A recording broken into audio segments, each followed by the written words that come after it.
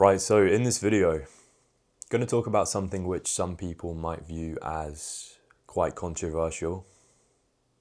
I might come across as quite heartless or uncaring. But ultimately, this is something that all of us are going to experience at some point in time or other. I think it's just an inevitable consequence of getting older and just not having as much free time. But we're going to talk about when to cut off a friend.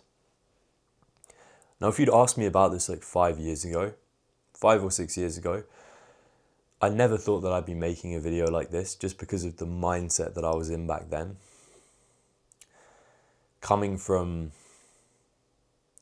my whole experience in school where I was clutching on to my friends for dear life after, I moved to this new area at the start of high school and I had no friends for about 2 years, and then got taken in by like a very bad friend group who used to just put me down, mock me, ridicule me for however many years, and then finally finding my people and just never wanting to let them go. I never really thought, I guess that's kind of coming from the place of like, I don't like to use this term, but like low value, low self-esteem, not really thinking that I would ever really have my pick of friends or ever be in a position to decide what a good friend looks like. Because, when you've got no one, you honestly think that just anything is better than that. And really, that's not the case. Like, sometimes going your own way is just something we've got to do. And it can actually be more damaging to your psyche to stay with friends who, for whatever reason, maybe they're emotionally draining, needy, or just kind of bad people. That can be worse for you in the long run. So where this has come from is, I'll never forget this piece of advice. I only read it a couple of months ago, but it was this newsletter from the YouTuber, Null of Knowledge. He makes like mental health and social skills videos. Definitely go watch him. He's one of my favorites. But it was just like one sentence that he wrote in one of these newsletters. And I'm paraphrasing right now, but basically the point he was making about friends was that we're kind of obsessed with the transactional part of friendships and relationships. Like, what can this person do for me? Are they ambitious? Do they have a good set of morals? Are they an interesting person? Are they, they're highly skilled at something? How can I benefit from being friends with this person? Maybe most people don't look at friendships this way, but the last 5 years in particular, where I kind of took it upon myself to take life really seriously and try and become an entrepreneur, start a YouTube channel, do this, and this. I'm becoming kind of disillusioned with that right now, to be honest. But like Tate Brothers, hustle mindset, grind 24/7. They tell you that you need to cut off all of your friends who aren't doing shit, who are unambitious, who, they're just your drinking buddies. You just go out with them. They're not really on shit. They don't really have much direction in life. Which, bear in mind, according to people like that, that's like 99% of the population. But based on that advice, I went and sought out like online groups, people who are a bit more serious, who wanted to, start online businesses and stuff. I went and sought those people out. Some of them sought me out. And I made friends with certain people because of what I believe they could do to me, or because it made sense to be friends with them at that point in my life.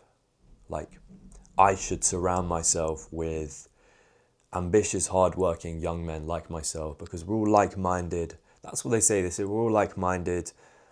You get those guys who they'll charge you like fucking $1,000 a month just to be included in a group of like high value guys when they're all just like not really making any money and like, they're They're all just like a bunch of fucking students.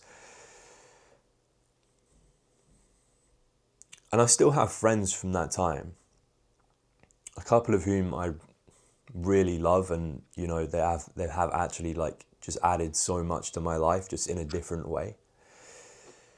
But what I realized was that so many of those relationships, for lack of a better word, just felt forced. I'm hanging out with them because it makes sense to. But I know that we don't have that spark. And you'll be able to tell when you have this with someone. What I describe it as, it's easier to know when you don't have it than when you do, because just the absence of that feeling, it just feels like radio static going on between the two of you.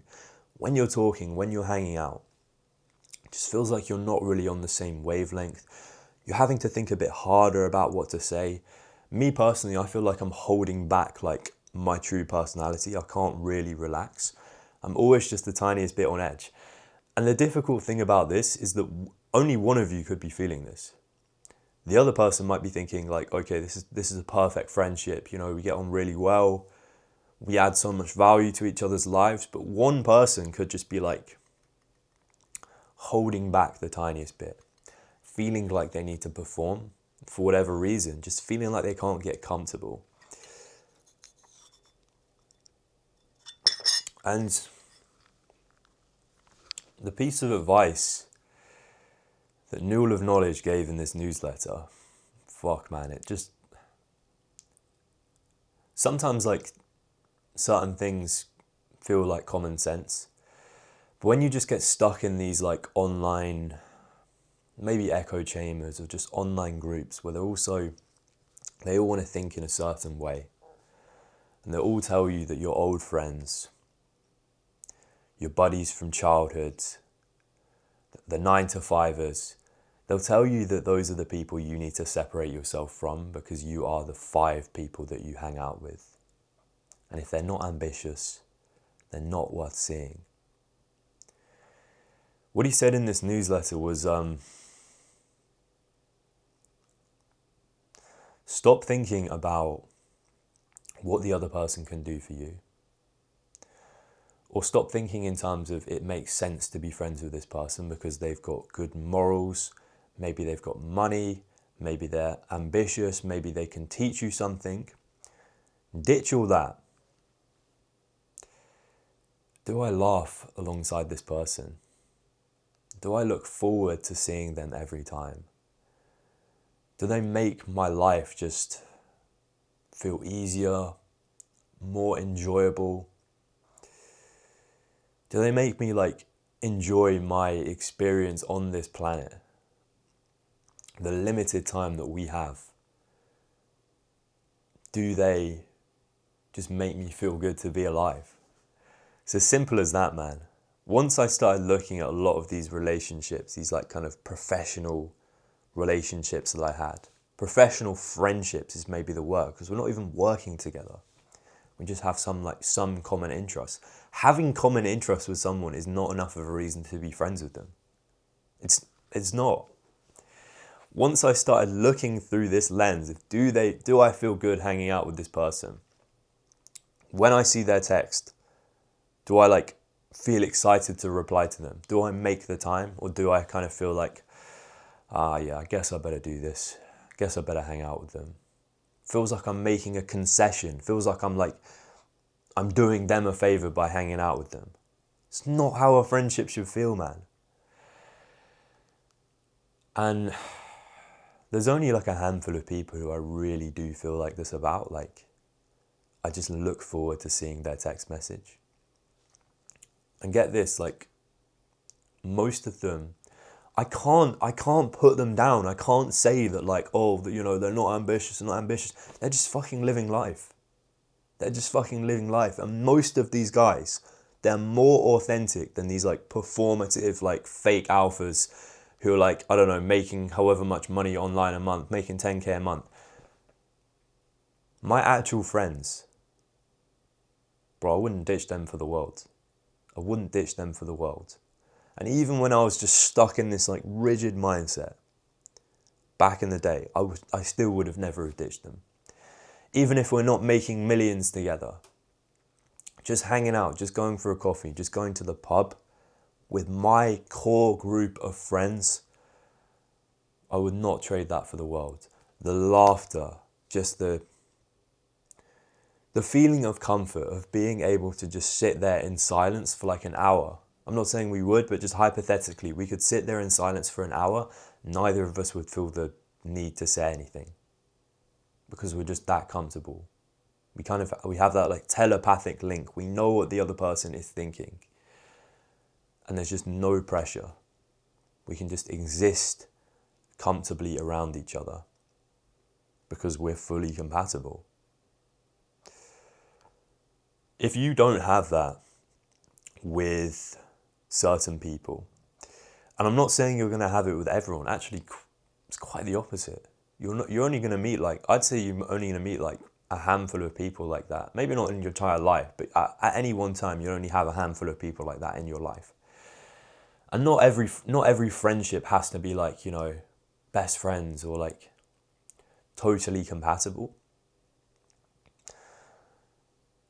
But it's I've been in the position where I could have let go of these special friends because of listening to this bullshit. I'd almost describe it as propaganda. I could have let go of those people because of this way of thinking. And I'm so glad I didn't. To sum it up, yeah. Look at it through the lens. Do I enjoy being around this person? It's as simple as that. Do they make me laugh? Do I feel like I have to perform around them or not? It's as simple as that. We all have a limited amount of time on this earth. Please, please, please, please, no matter what your ambitions are, no matter what you're trying to achieve, and don't stop trying to make new friends. Don't get me wrong. Don't stop trying to make new friends. Don't lose sight of the people who actually make you feel great and just so at ease. That's the message. I'll see you in the next one.